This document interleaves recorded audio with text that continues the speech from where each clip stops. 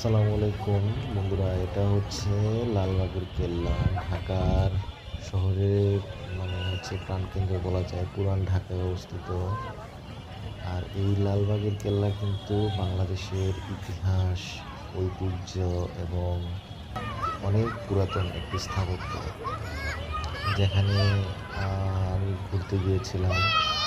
একটি মৃদুমন্দ বিকেল ছিল, খুবই সুন্দর ওয়েদার, আকাশ মেঘলা ছিল। আর দেখতে পারেন আপনারা আমার এই ভিডিওতে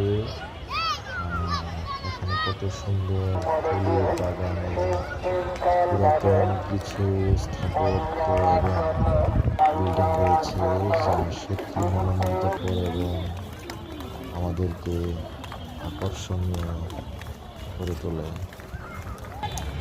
থ্যাংক ইউ, ধন্যবাদ।